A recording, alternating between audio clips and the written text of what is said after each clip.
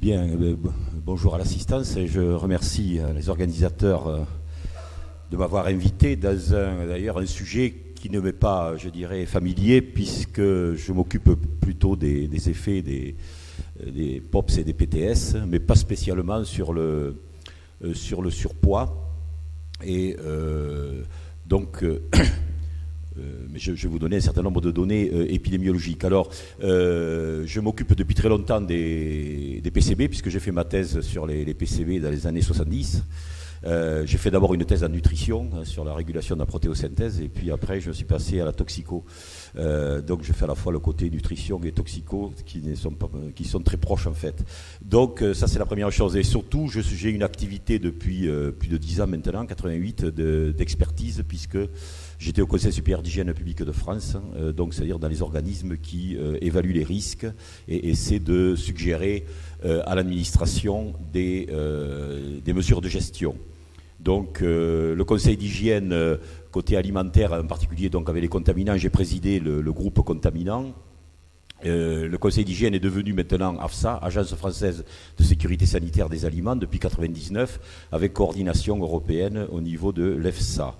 Et puis, je suis aussi à l'AFSET, donc, puisqu'ensuite on a créé une agence de sécurité sanitaire environnement travail, où je suis au conseil scientifique de l'AFSET, puisque, on va le voir, moi je m'occupe surtout des relations entre contaminants et aliments, donc comment, à partir de l'environnement, l'homme est exposé aux produits chimiques qui relarguent dans l'environnement abondamment depuis des années, en pensant sûrement qu'il doit être protégé, qu'il doit y avoir une main divine ou Monsieur Propre ou la tornade blanche qui vient. Tout peut être contaminé autour de lui, les oiseaux, les poissons, les trucs, mais l'homme, lui, de façon miraculeuse, n'a rien. Et d'ailleurs, ça a étonné nos ministres quand on leur a dit qu'ils étaient contaminés. Voilà. Alors, donc, je vais vous parler un peu avec le côté surpoids. Alors, d'autre part, je suis aussi à l'UNEP et on a parlé des POPs et des PTS. J'ai participé au rapport de l'UNEP sur la pollution de la planète et on avait divisé la planète en 12 régions et en particulier la région 4 qui était la région méditerranéenne, donc qui regroupait les pays autour de la Méditerranée. Et vous savez qu'il y a dans l'UNEP, il y a des programmes aussi de MEDPOL, de surveillance de la pollution de la Méditerranée, auprès desquels donc on travaille depuis longtemps, et en particulier avec le Maroc, puisque pratiquement je suis associé avec l'université d'Agadir et mon ami Moukrim, je l'ai invité à participer à l'UNEP, donc toute la collection, toutes les données qu'il y a dans le rapport UNEP sur le Maroc ont été fournies par la collection de données à partir de différentes sources marocaines, et en particulier, vous savez, quand on demande au niveau de les Nations Unies, on a demandé à tous les pays de nous faire un rapport sur leur pollution. Les ministères n'ont rien transmis. Tous les pays sont propres, comme l'homme d'ailleurs, on est tous propres. Alors il a fallu qu'on fasse appel à nos réseaux souterrains, underground, les copains qu'on avait un peu partout dans le monde. Donc on était 5 rapporteurs officiels coordonnés par John Aybeges de Barcelone, et on a fait appel à nos copains en Turquie, en Croatie, en Égypte, au Maroc, en Tunisie et ailleurs, pour arriver à sortir de la littérature grise des choses, parce que quand on s'adressait au ministère, que ce soit français ou ailleurs, il n'y avait jamais de problème. Donc voilà, alors si vous voulez avoir des chiffres détonnants sur tous les pays, allez voir, il est en ligne, donc 2002, et ensuite il y a eu une synthèse des rapports en 2003 sur l'ensemble de la planète. Alors il y a les valeurs chez l'homme, dans l'alimentation, les sources qui les produisent, où ils sont, les hotspots, etc. Tout ce que les ministères ne voulaient pas qu'on sorte, c'est là-dedans. Mais ça n'a pas fait de ligne dans la presse, parce que j'ai l'impression que quand on met des trucs sur Internet, on dit que c'est accessible mondial, personne ne le lit. Il faut attendre qu'il y ait des gourous plus ou moins bien amis pour qu'ils fassent des déclarations tonitruantes pour que les ministres s'en occupent. Alors, les polluants, on l'a dit, il y a les 12 POPs qui sont les plus anciens. Alors là, c'est des polluants organiques qui sont persistants parce qu'ils résistent à la biodégradation. Donc d'un côté, ils sont liposolubles, donc ils vont s'accumuler dans les graisses, et de l'autre côté, ils résistent à la biodégradation parce qu'il y a quelques chimistes allemands ou suisses qui, à une époque, ont fait une invention extraordinaire. Ils ont foutu du chlore sur des produits chimiques, et comme nous, on dégomme nos molécules avec de l'oxygène, le chlore résiste est à lui-même un oxydant, il résiste à la dégradation, donc ils ont ont fait des produits miracles d'une efficacité formidable, qui ont sauvé sûrement des millions de gens de la malaria et d'autres choses, mais qui malheureusement s'accumulent et ont des effets secondaires, comme on dit maintenant, des effets non cibles, en particulier de perturbateurs endocriniens, ce qui n'était absolument pas attendu, puisque le but du DDT, c'était d'être insecticide et d'être neurotoxique et pas du tout d'être perturbateur endocrinien. Donc vous avez toute la liste des pesticides organochlorés, vous voyez, qui ont été... alors il y a des amis de la Guadeloupe et de la Martinique, là ils voient le Mirex. Le Mirex, c'est l'autre nom du chlordécone. Alors ils sont POPs depuis des années, hein. Donc la convention de Stockholm en 1999 a décidé quand même de mettre un terme. Voilà, alors il y a les dioxines et les PCB, je vais là-dessus. Et alors, ça c'est les 12 originaux. Mais on s'est rendu compte qu'il y avait des produits persistants, en particulier dans l'environnement et chez l'homme, qui étaient persistants non pas parce qu'ils résistaient à la dégradation, ce sont des produits biodégradables. D'ailleurs aujourd'hui on n'autorise que des produits biodégradables, justement, qui puissent se dégrader et être dégommés avec l'oxygène, mais des produits qui sont persistants parce que leur usage est persistant. Et donc ils sont toujours dans le sang humain, ils sont toujours dans l'environnement parce qu'on en remet tous les jours. Et donc, c'est qu'on appelait ça les PTS, Persistent Toxic Substances, qui, à la différence des POPs, ne sont pas forcément résistantes à la dégradation, mais qui sont persistantes par la persistance de l'usage. Et donc là, on va retrouver pourtant des produits qui se dégradent et tout à fait avec une vitesse extraordinaire. C'est les hydrocarbures aromatiques polycycliques, puisque eux n'ont pas de chlore ou d'halogène pour empêcher leur dégradation. Par contre, on brûle du pétrole tous les jours, donc on refait le niveau tout le temps. Ensuite, vous avez les phénols, les alkylphénols, d'autres produits qui sont un peu plus dégradables que les PCB, mais qui sont les bromés, parce que ça aussi, l'industrie, c'est génial. On ne veut plus de polychloré. On ne veut plus de produits chlorés. Ah, dit, on va vous faire des produits bromés. C'est la même chose. On n'est pas des produits bromés, on va faire des produits fluorés. Non, mais c'est des halogènes qu'on ne veut pas. Bon. Alors, donc voilà. Alors les sources, on l'a vu. Il y a d'abord les produits manufacturés quand même. Hein, c'est cela. Les PCB, c'est pas un produit byproduct. Hein, c'est un vrai produit produit par Monsanto d'abord, et puis ensuite par Ron Poulenc et par d'autres. Les pesticides, on l'a vu, des matériaux contact, donc c'est des produits, en particulier les PTS, en usage tous les jours, le bisphénol A, les phtalates et tout ça, donc les polybromés, tout ça c'est des produits qu'on utilise tous les jours. Il y a évidemment les produits historiques, on va le voir, avec des réservoirs, hein, c'est-à-dire qu'on a tellement pollué la planète que maintenant les fleuves sont pollués, les sols sont pollués, etc. Donc il y a la facture de 100 ans ou d'insouciance, pour le moins. Et puis justement les sous-produits, hein, qui sont faits au cours d'un certain nombre de process dont on n'a même pas idée, parce qu'il faut savoir qu'aujourd'hui la pollution, hein, la prise de conscience de la pollution, c'est les chimistes. Parce que les chimistes, en baissant les seuils de détection, ils nous emmerdent royalement, puisqu'ils nous sortent des produits, on ne sait même pas que ça existait. Les dioxines, on ne savait pas que ça existait à l'époque. Hein, pour aller chercher des picogrammes de trucs, il faut des spectres de masse haute résolution, on n'a même pas idée qu'il y en avait. Et d'ailleurs, ce qui est très intéressant, c'est de voir la prise de conscience d'un problème alors que le pic est passé. C'est-à-dire qu'il y avait beaucoup plus de choses à l'époque, mais on ne le savait pas, puisqu'on ne savait pas les doser. Alors les sources, voilà, c'est historique, accidentelles, hein, contamination saisonnière, surtout pour les pesticides, c'est une contamination saisonnière. Et puis il y a les mauvaises pratiques, évidemment. Mais ça, pour les industriels, ils ne polluent pas, c'est uniquement à cause des mauvaises pratiques. Alors, ce qui est intéressant quand on fait l'historique, c'est qu'on voit toujours qu'il y a, je dirais, un retard à l'allumage, c'est-à-dire on commence à utiliser des produits, vous voyez, dans les années 50, hein, après-guerre, hein, c'est les Américains qui nous ont ramené le DDT, hein, et donc on commence à utiliser les produits, c'est magnifique, on a des applications formidables, et puis on commence, alors on en balance dans l'environnement, et puis on commence tout d'un coup à voir un peu des dommages arriver, il y a des trucs qui se passent, les oiseaux qui disparaissent, des choses comme ça, bon. On ne comprend pas bien pourquoi. Alors après, on fait une relation entre le produit et l'effet qu'on a constaté. Bon. À partir de là, donc, quand on a un facteur de causalité, ce qui n'est pas évident, on commence à faire des actions pour éviter ces désagréments, et donc on commence à limiter l'action ou à interdire l'usage d'un produit, et puis progressivement, en fonction plus ou moins rapidement, on voit un recouvrement, une baisse des concentrations du produit, et éventuellement les dégâts qui commencent à disparaître avec réapparition d'une certaine biodiversité ou de certains éléments de l'écosystème. Alors pour les PCB, c'est tout à fait le cas, vous voyez. Donc on les a beaucoup utilisés à partir des années 60, et puis on a un pic des années 70, et à partir des années 75, là c'est au Canada ou aux USA, nous c'est à partir de 75, et puis 85, il y a eu deux réglementations pour plus les mettre dans l'environnement, mais après limiter au circuit clos électrique, et puis après ne plus les utiliser du tout, et ce qui fait que la production pratiquement s'est arrêtée dans les années 80-90. Le problème, c'est qu'ils durent très longtemps, y compris les équipements, et on a continué à avoir des effets des PCB. En particulier, on en parlait l'autre jour, la crise des poulets belges, qui n'était pas du tout à la dioxine, mais qui était au PCB. Mais ça, bon, c'est une manipulation de l'opinion publique. Il n'y a pas un pet de PCB dans les poulets belges, de dioxine, c'était des PCB. On a eu le port irlandais il n'y a pas longtemps encore, avec toujours parce que des circuits caloporteurs cassent et le liquide, l'huile qui réchauffe les cuves, passe dans la cuve. Alors, pour faire un historique, eh bien, il y a un certain nombre de techniques. Vous savez qu'on peut, dans l'atmosphère, aller chercher les glaces du pôle pour savoir ce qui a été respiré par nos ancêtres préhistoriques. Eh bien, c'est pareil, on peut faire des carottages dans les sédiments, et les sédiments, ils se déposent tous les ans, et donc, en remontant dans les couches sédimentaires, on peut remonter dans le temps.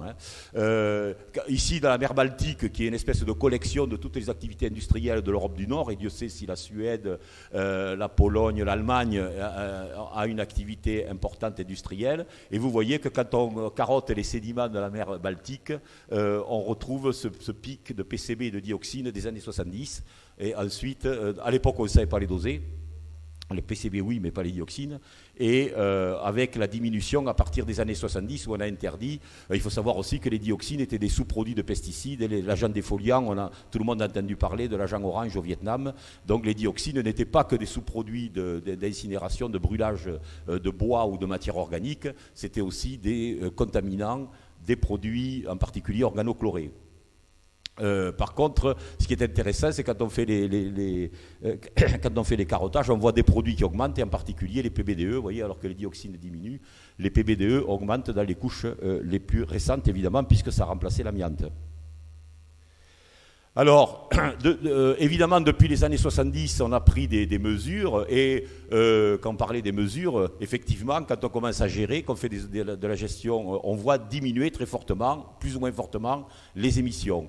Alors, les plus fortes émissions en tonnage, c'est les hydrocarbures. J'ai les émissions, ici c'est des kilos, mais là c'est des tonnes pour les mettre sur la même échelle. Vous voyez qu'évidemment, le premier polluant atmosphérique, c'est quand même le brûlage du pétrole, les hydrocarbures aromatiques polycycliques. Donc ça, c'est les émissions en France par an dans l'atmosphère. Et entre 91 et 2005, vous voyez qu'il y a quand même eu des réductions importantes, en particulier la mise aux normes des poids lourds et de tout ce qui est, et puis évidemment des émissions industrielles. Pour les PCB, on a aussi une réduction, sauf que les PCB, il y a quand même des relargages à partir des sources historiques, en particulier un coefficient de volatilisation, ce qui fait qu'à partir des sols pollués, il y a toujours un relargage historique des PCB dans l'atmosphère, alors qu'ils ne sont plus utilisés depuis très longtemps. L'hexachlorobenzène a une réduction évidemment drastique, et puis on va le voir, les dioxines, en particulier les sources d'incinérateurs, après 14 ans de lutte incessante pour faire appliquer les normes européennes par l'administration française, qui est toujours extrêmement réticente à appliquer les normes européennes, d'autant plus que les incinérateurs, c'était les élus qui les manageaient, donc là, faire appliquer la loi aux hommes politiques, c'est ce qu'il y a de plus difficile, bien que ce soit eux qui les votent, mais enfin bon, en tout cas, on y est arrivé. Et voilà en particulier donc les émissions de dioxine. À l'époque, c'était moitié métallurgie, moitié qu'on appelle transformation énergétique, dont beaucoup d'incinérateurs d'ordures ménagères. Aujourd'hui, ça a pratiquement disparu. Les 130 incinérateurs sont aux dernières normes européennes, et donc il n'y a plus aucune émission. Et on voit évidemment, il y a toujours de l'émission encore, mais beaucoup de réduction de l'émission industrielle. Et il reste les émissions résidences tertiaires, c'est-à-dire le bois, et en particulier les feux de cheminée dans les gens qui se chauffent au bois. En particulier en Hollande, et moi je vais souvent à Montréal, l'hiver, la teneur en dioxine de l'atmosphère de la ville de Montréal double ou triple parce que les gens se chauffent au bois. Ils sont arrivés à interdire d'avoir des cheminées au bois dans les villes maintenant, à Montréal. Ils limitent parce que c'est la première source de dioxine. Les PCB, donc je vous l'ai dit, on a moins réduit, parce qu'il y a toujours des volatilisations. Les hydrocarbures, on n'y arrive pas, enfin on réduit, mais on est toujours à des valeurs importantes parce que on utilise toujours le pétrole. Hein. Alors, tous ces produits, évidemment, se traduisent par une imprégnation humaine. Et justement, il y a une excellente opération de WWF Angleterre et Europe qui a essayé de montrer à nos ministres européens qu'ils étaient contaminés. Vous voyez, alors il y a la poche du sang contaminé, ce qui a une connotation assez particulière. Et on leur a démontré que dans le sang des ministres, il y avait aussi... et après, ils ont pris le ministre de la Santé et le ministre de l'Environnement. Alors notre ministre de l'Environnement, qui était Serge Lepelletier à l'époque, était tout étonné de se trouver avec 350 produits chimiques dans le sang. Alors ici, j'ai fait un résumé de plusieurs publications pour savoir à peu près ce qu'on a dans le sang. Massivement, hein, et malheureusement c'est ce dont on parle le moins, c'est les phtalates. Hein. Et moi, en 86, je faisais déjà des dosages dans le liquide amniotique. En 86, le fœtus baignait dans les phtalates, hein, qui était de très très très loin. Ensuite, on a le groupe des organo-halogénés, avec grosso modo les polyfluorés dont on parle peu, les PCB qui sont le résidu des pollutions anciennes, les pesticides organochlorés, DDT, DDE, etc. Et puis on a d'autres contaminants dont on parle aussi moins, les parabènes, les muscs, les parfums, les PBDE, hein, qui commencent à arriver. Aux États-Unis, c'est à 240 les PBDE, c'est-à-dire c'est au même niveau que les PCB. Hein. On a le bisphénol A dont on a parlé, dont on parle encore. Hein, et puis, alors j'ai mis pour mémoire, parce que c'est ce dont on parle le plus dans les médias, en particulier en France, mais de ceux dont on devrait parler le moins, c'est les dioxines, qui sont vraiment des traces de traces de traces. C'est l'épaisseur du trait, je l'ai mis. Or, on a des éco-tartuffes qui ont mis les dioxines comme le plus grand risque chimique dans le Grenelle de l'environnement. Il fallait tout arrêter parce qu'on allait crever des dioxines. Alors, ce qui est très intéressant, d'ailleurs, moi qui ai un mauvais esprit, je dis on parlait des dioxines pour ne pas parler du reste. Parce que les dioxines, c'est le seul composé où il n'y a pas de brevet et personne ne les fabrique. Si vous regardez tout le reste, il y a des brevets, c'est la grosse industrie chimique. Donc, il vaut mieux parler des dioxines que de parler du reste. Mais j'ai mauvais esprit. Alors, donc ça c'est les PCB, on voit bien que dans le lait des femmes, par exemple, en Suède, à partir de l'interdiction, on a des diminutions très importantes, et même chose sur les dioxines, où par exemple aujourd'hui en France, nos jeunes, on va le voir tout à l'heure, nos jeunes femmes sont au niveau des Maoris de Nouvelle-Zélande qui n'ont pas vu un incinérateur à moins de 20 000 km. Alors, ce qui est intéressant, c'est de savoir quelle est l'évolution des générations. Est-ce que les PTS, est-ce que nos grands-parents, est-ce que nous ou nos enfants ont plus ou moins de PTS dans le sang? Et il y a une deuxième excellente étude de WWF qui a fait une étude multigénération en Europe et en Écosse. Donc il y a deux études, une écossaise, une européenne, qui est sur 12 familles. Et donc, alors vous voyez que, par exemple, donc la charge totale corporelle est beaucoup plus importante en PTS chez les grands-parents que chez les parents que chez les enfants. Et les organochlorés ont très fortement diminué, les PCB ont diminué. Par contre, il y a d'autres produits, vous voyez, c'est les deux études écossaises, et ça c'est l'écossaise et ça c'est l'européenne. Par contre, il y a des produits qui augmentent, en particulier les parfums. Donc les jeunes filles doivent se parfumer beaucoup plus que les grands-mères pour qu'un inconnu leur offre des fleurs.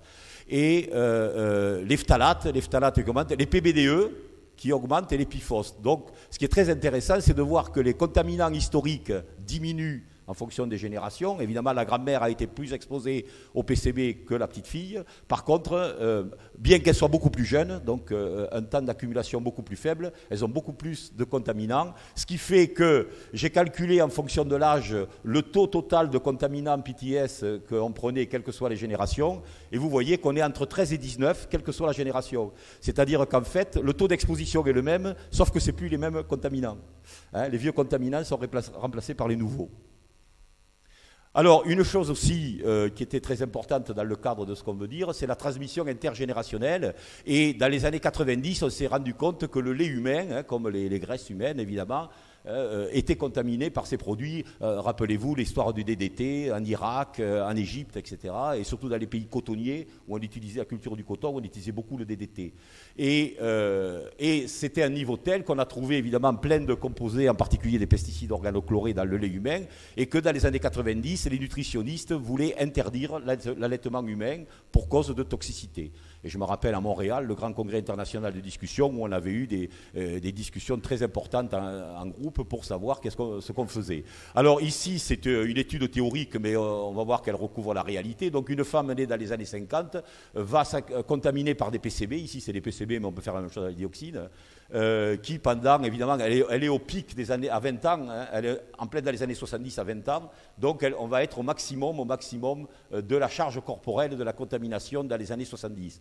Elle a un enfant, donc elle allaite son enfant, et évidemment, par l'excrétion des lipides, elle va perdre une partie de sa charge en PTS, en POPS, hein, ensuite elle va recommencer par l'alimentation à se contaminer, un deuxième enfant, etc.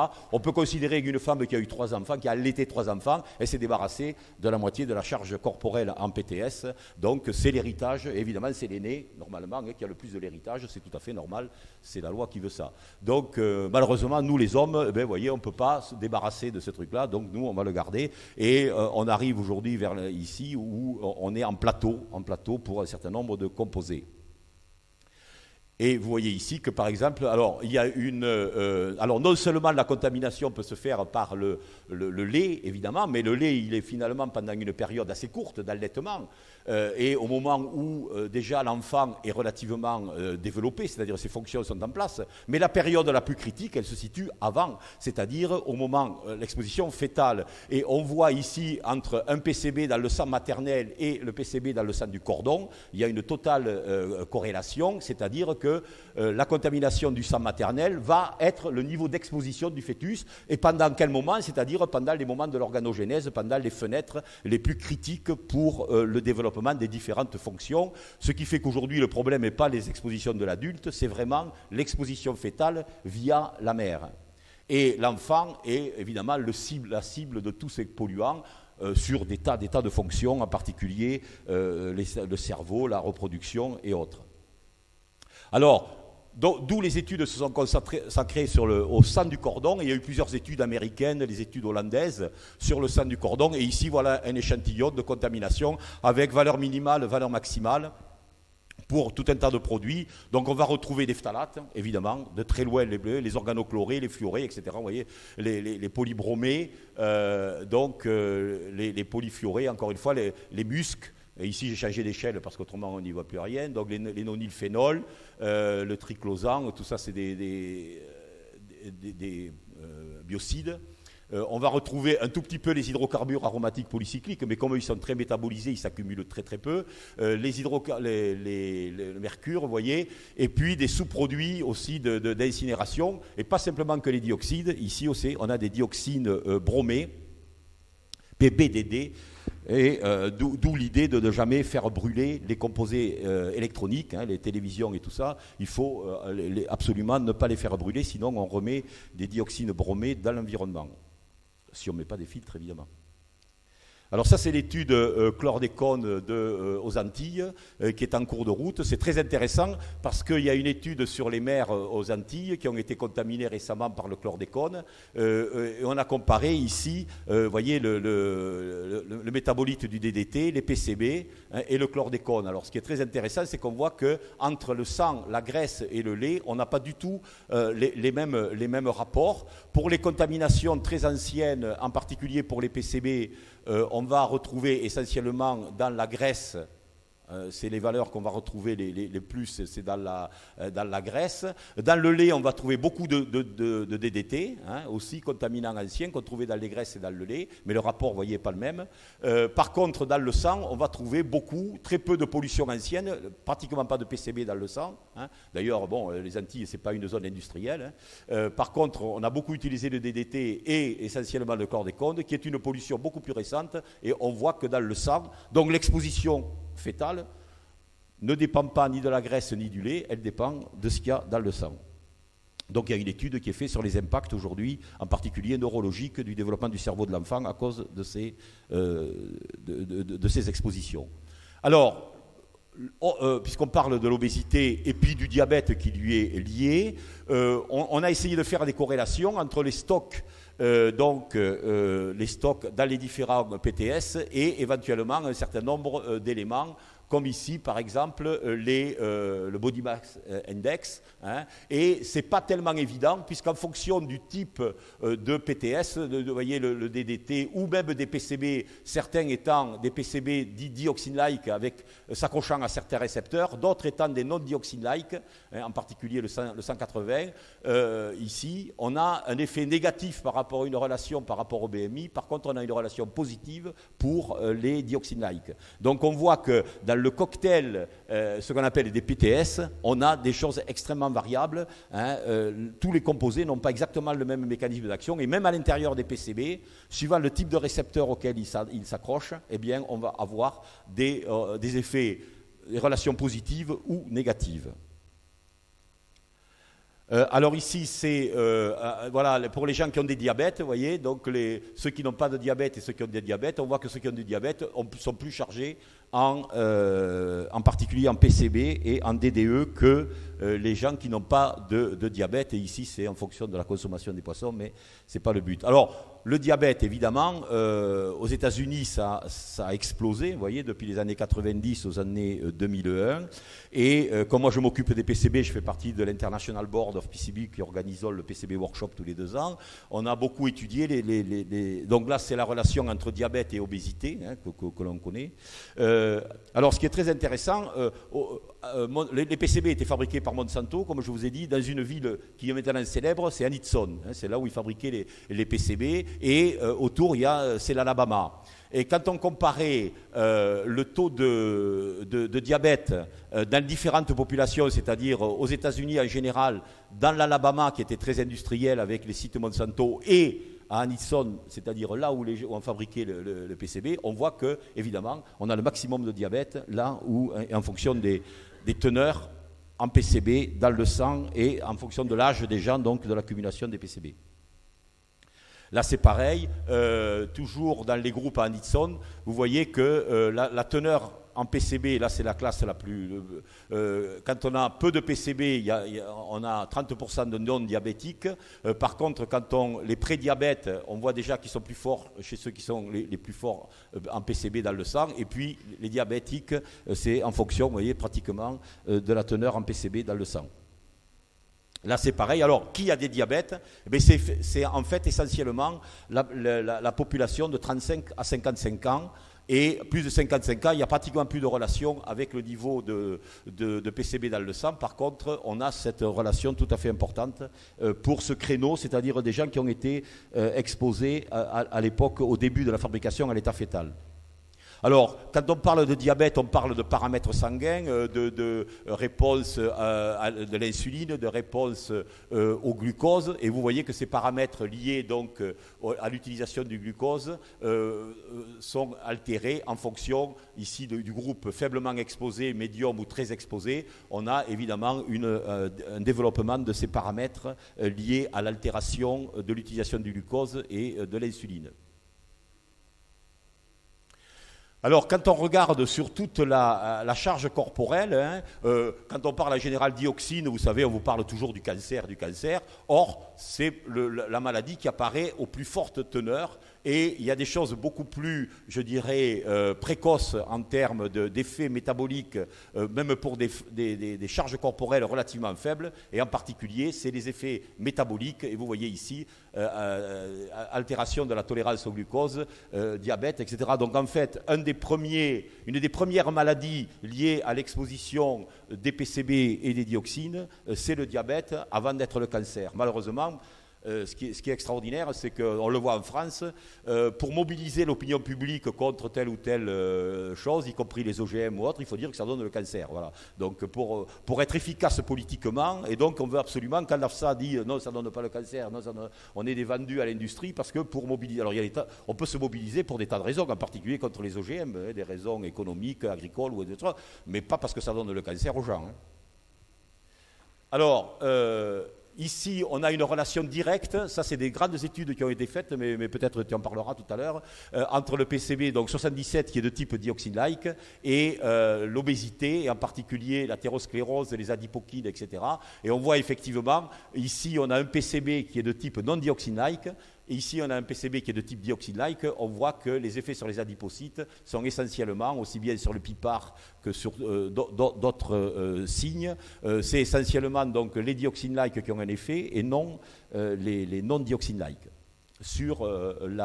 Et ici, il y a vous voyez, les souris qui sont soumises au PCB, elles ont un poids supérieur à celles qui ne sont pas soumises au PCB. Donc là, c'est le surpoids dû au traitement. Par contre, si on a des souris qui n'expriment pas le récepteur AH, on n'a plus de différence entre les exposés et les non exposés. Alors, par contre, si on a vu que les PCB dioxine-like avait directement un effet sur un certain nombre de signaux de l'adipocyte. Par contre, les PCB non dioxine-like, les autres, ont un effet thyroïdien. Et en particulier ici, vous voyez qu'on a 3 groupes d'exposition avec des teneurs en PCB qui augmentant dans le sang. De même pour le DDE, vous voyez les 3 groupes A, B, C, D ont aussi plus de DDE et aussi plus de PCB. Et ici, on a un volume thyroïdien qui est diminué chez les gens qui sont exposés au PCB, aussi bien chez les mâles, un volume thyroïdien qui augmente ici chez les mâles en particulier, et ici des paramètres de thyréoglobuline qui augmentent aussi en fonction du taux, à la fois chez les hommes et les femmes, en fonction du taux d'exposition au PCB ou d'imprégnation au PCB. Alors ça, c'est une des grosses études, la plus grosse étude mondiale est réalisée en ce moment en Europe, en Tchéquie, en République tchèque, parce que dans ces pays de l'Est, à l'époque, on faisait énormément de grosses industries et il y avait très peu d'écologistes, hein, ou alors ils étaient en prison.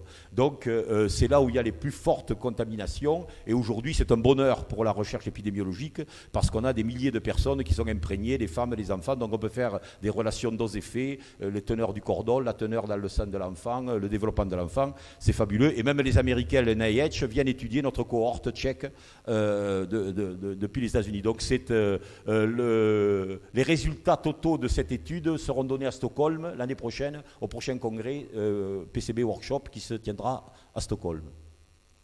Alors, ce que l'on cherche à faire aujourd'hui, vous savez, pour savoir où on en est un peu, et ça c'est le travail que l'on fait à l'AFSA, on fait des études d'imprégnation parce que d'un côté, quand on étudie les risques pour les agences, vous savez qu'il y a toujours les doses journalières admissibles, donc on regarde un niveau d'exposition par rapport aux doses journalières admissibles. Encore faut-il que ces doses journalières admissibles, qui sont calculées à partir des effets chez le rat, soient applicables à l'homme, ce qui est de moins en moins évident. Donc on essaie d'avoir d'autres éléments plus épidémiologiques, un peu comme pour les niveaux en vitamines, hein, on regarde les apports recommandés en vitamines, on se base des études épidémiologiques, nutritionnelles, pour savoir quelle est la carence, quelles sont les surcharges et quel est l'apport recommandé pour les différentes populations. Eh bien on essaie de faire de même avec les produits chimiques. Évidemment c'est assez facile entre guillemets, avec les produits persistants parce qu'on peut les doser dans les graisses et donc on peut avoir une mémoire de l'exposition, alors que pour les produits récents qui sont métabolisés, on retrouve que les métabolites dans l'urine et c'est beaucoup plus difficile de reconstituer des scénarios d'exposition à partir des métabolites urinaires que de faire des scénarios d'exposition à partir de la mémoire accumulée dans les graisses. Alors ici, c'est l'avis qu'on est en train de préparer à l'AFSA, je te regarde, sur l'imprégnation. On a fait une très très grosse étude d'imprégnation au dioxine et au PCB qui ont été publiées en 2006 par l'AFSA et l'INVS. Malheureusement, on a parlé des dioxines, on n'a jamais parlé des PCB. Donc c'était la plus grosse étude sur 1053 personnes en France. On a regardé les niveaux d'imprégnation. Alors ici, vous avez les valeurs minimales, moyennes et maximales qui ont été trouvées. Alors on a divisé en 2 catégories de population. Pour des raisons d'exposition fétale, les moins de 45 ans, les femmes en âge de procréer, et puis les plus de 45 ans. Donc on a hommes et femmes de moins de 45 ans, hommes et femmes de plus de 45 ans. Donc vous voyez qu'en général, les hommes de plus de 45 ans ont des valeurs supérieures, que ce soit des valeurs maximales ou des valeurs moyennes, aux hommes de moins de 45 ans, ce qui est quand même normal pour 2 raisons. D'abord, ils sont plus âgés, mais surtout, les hommes de plus de 45 ans ont vécu le pic des années 70. Donc ils ont eu la charge très importante des années 70, aussi bien d'ailleurs les femmes que les hommes. Donc on voit que la génération de plus de 45 ans, qui a vécu les années 70, ont pris une charge de PCB importante. Et c'est la même chose d'ailleurs pour les dioxines. Les gens, je dirais, plus jeunes, de moins de 45 ans, vous voyez, ont beaucoup moins de PCB. aussi bien donc en moyenne qu'en valeur maximale. Alors les hommes ont toujours plus de PCB que les femmes, on ne sait pas pourquoi. Est-ce qu'ils mangent parce qu'ils vont pêcher à la ligne et qu'ils mangent des poissons qui pêchent dans les rivières, ce que ne font pas les femmes éventuellement, mais ça on retrouve toujours que les hommes sont toujours plus chargés que les femmes en PCB. Alors donc on a deux valeurs épidémiologiques qui ont été déduites de la grande cohorte PCB risque. La première, c'est l'augmentation du volume thyroïdien chez l'adulte, donc qui est la valeur la plus sensible chez les hommes, donc à partir de 1000 nanogrammes par gramme de matière grasse, c'est ce qu'on appelle la BMDL, le seuil significatif le plus faible qu'on peut trouver. Et par contre, chez l'enfant, c'est pas, chez la mère qui va exposer l'enfant, on a une valeur plus faible qui est à 700 nanogrammes, qui est là aussi la benchmark dose. Alors, ce qui est intéressant, c'est de voir que pratiquement dans la jeune génération, il y a 0% de femmes qui dépassent la valeur sensible pour l'adulte, il y a 0,8% d'hommes qui dépassent, donc pratiquement personne, qui dépasse aujourd'hui la valeur cible épidémiologique pour l'adulte. Alors évidemment, pour les anciennes générations, on a 7% des hommes et 5% des femmes qui dépassent cette valeur, ce seuil toxicologique épidémiologique. Alors, ce qui nous intéresse plus, c'est les femmes en âge de procréer. Eh bien, on a à peu près 5% des femmes qui dépassent le seuil pour l'exposition fétale. Donc, on a une deuxième étude pour savoir qui sont les gens. Alors évidemment, en termes de santé publique, 2%, 3%, 5%, ce n'est pas énorme, mais ça veut dire que pour ces gens-là, il faut savoir qui c'est. Et on est en train de faire une étude d'imprégnation chez les gens qui pêchent, qui consomment des poissons autour des rivières. Alors, deuxième élément dont je voudrais vous parler très rapidement, c'est que non seulement dans les PTS, là il y a les POPs, mais il y a aussi aujourd'hui d'autres, en particulier les hydrocarbures aromatiques polycycliques. Et malheureusement, les femmes, il y a quelques années, se sont mises à fumer. Et donc exposent. Et d'ailleurs, quand je cherchais les contaminants du liquide amniotique en 86, c'était le benzopyrène que je cherchais et on a trouvé les phtalates à l'époque auxquels on ne s'attendait pas. Aujourd'hui, vous voyez l'odd ratio, c'est-à-dire le surpoids systématique, hein, ici c'est 1, et vous voyez toute une méta-analyse sur de très nombreuses études épidémiologiques ont montré que tous les enfants issus de femmes qui fumaient étaient en surpoids. Alors, ce qui est très intéressant, c'est qu'on a regardé, est-ce que la femme fumait après la naissance, avant la naissance ou pendant la naissance? Alors, la femme qui fume après la naissance, vous voyez qu'il n'y a pas beaucoup de conséquences. Par contre, la femme qui fume avant et après la naissance, eh bien, l'effet sur le surpoids se sent. Et la femme qui fume pendant la grossesse, évidemment, aussi, donc on a les deux valeurs, aussi bien pour le surpoids qui est au-dessus de 90e percentile que pour l'obésité qui est au-dessus du 97e percentile. Donc là aussi, c'est une autre étude en fonction de la fumée de la mère, vous voyez, donc avec une augmentation en fonction du nombre de cigarettes, celles qui n'ont jamais fumé, celles qui fument moins de 10 cigarettes ou celles qui fument plus de 10 cigarettes, on a une relation directe. Le benzopyrène, là aussi, on voit, si on expose des souris au benzopyrène, il y a la même chose qu'avec les PCB, on a une augmentation du poids. Et là aussi, il y a un certain nombre de signes d'adipocytes sur lesquels je passe rapidement, mais en particulier la mobilisation. On bloque la mobilisation des acides gras. Alors, en conclusion, surpoids et obésité ont des causes multifactorielles, hein, c'est comme le cancer, c'est des processus à étapes avec beaucoup de flèches dans tous les sens, hein, et ce n'est pas seulement dû à des aberrations de comportement alimentaire, c'est multifactoriel, on l'a vu, il y a des causes de comportement, il y a des causes de pollution, il y a des causes alimentaires évidemment, mais c'est très difficile de décoder la part relative, et en fonction des populations, la part relative de tous ces facteurs qui interviennent. Le tissu adipeux est un réservoir de toxiques. Hein. Pendant très longtemps, on a considéré d'ailleurs que c'était un stockage inerte, mais on voit qu'il y a des interactions directes des contaminants sur l'expression ou l'activité des adipocytes. Hein. Ce n'est pas simplement une boîte de conserve dans un coin, ce n'est pas un placard. Ça participe très activement au métabolisme et à la signalisation de l'organisme. L'exposition critique est tout à fait pendant la période de gestation, soit parce que la mère fume, soit parce qu'elle a des contaminants qui, par le sang du cordon ombilical, vont exposer le fœtus. Il y a eu une période critique énorme dans les années 70, ce que nous on appelle la génération perdue, parce que ce qu'aussi il est difficile de faire comprendre aux populations, c'est que les maladies d'aujourd'hui ne sont pas dues aux expositions d'aujourd'hui. Les maladies d'aujourd'hui sont dues aux expositions d'il y a 20 ans. Et il y a toujours un décalage de 20 ans entre ce qui s'est passé et l'explosion qu'on a vue de l'obésité, des cancers, etc. C'est en grande partie dû à l'exposition qu'on appelle la génération perdue, la génération sacrifiée, les enfants qui sont nés grosso modo entre 70 et 90. Donc c'est ce qu'on appelle, nous, la génération perdue, la génération sacrifiée.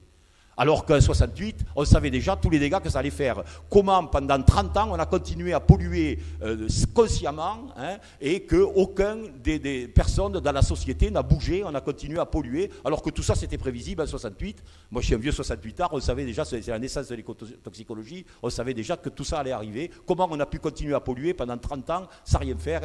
Aujourd'hui, j'entends ça, moi, aujourd'hui, on prend conscience de la pollution. Alors, on se fout de la gueule du monde. Ça fait 30 ans qu'on a pris conscience de la pollution. Il faut la dénoncer. Non, mais ça fait 30 ans qu'on la dénonce, mais tout le monde s'en fout. D'ailleurs, il n'y a qu'à voir ce qu'on fait avec les voitures aujourd'hui. Alors, aujourd'hui, malheureusement, les anciens contaminants qui ont fortement diminué sont remplacés par les nouveaux. Alors les nouveaux, c'est des choses beaucoup plus difficiles, des cosmétiques, ce qu'on utilise dans la maison, l'air intérieur, etc. C'est plus forcément les grands polluants industriels. C'est surtout des polluants, je pensais aux cosmétiques, je pensais à tout ce qu'on appelle l'exposition, les moquettes, les peintures, etc. Quand on voit des gens qui repeignent à la glycérophtalie la chambre du bébé, le bébé va naître, on repeigne la chambre. Alors c'est les derniers moments où il faut repeindre la chambre. Bon, alors évidemment, il faut avoir une protection particulière de la femme enceinte et en âge de procréer. Et aujourd'hui, les doses journalières tolérables sont recalées sur l'exposition fœtale, en particulier les dioxines, les PCB, etc.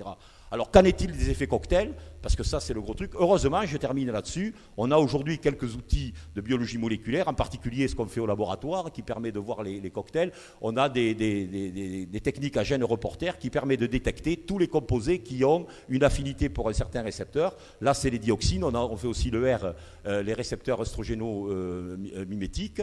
Et en particulier, ça c'est pour répondre aux amis qui disent qu'il y a des substances inconnues dans les incinérateurs. Quand on regarde la totalité du cocktail dans un incinérateur, quand on dose les dioxines, on a un rapport 8 de toxicité par rapport à l'ensemble du cocktail. Dans les cendres, celles qui ont des possibilités de se redéposer, on n'est qu'à 3, ce qui est vraiment très bon. C'est-à-dire la dioxine est un excellent indicateur de l'ensemble du cocktail des composés toxiques dans les incinérateurs. Et quand on regarde dans le lait humain, avec le cocktail, la dioxine représente 80% du cocktail en termes de pouvoir toxique pour ce récepteur.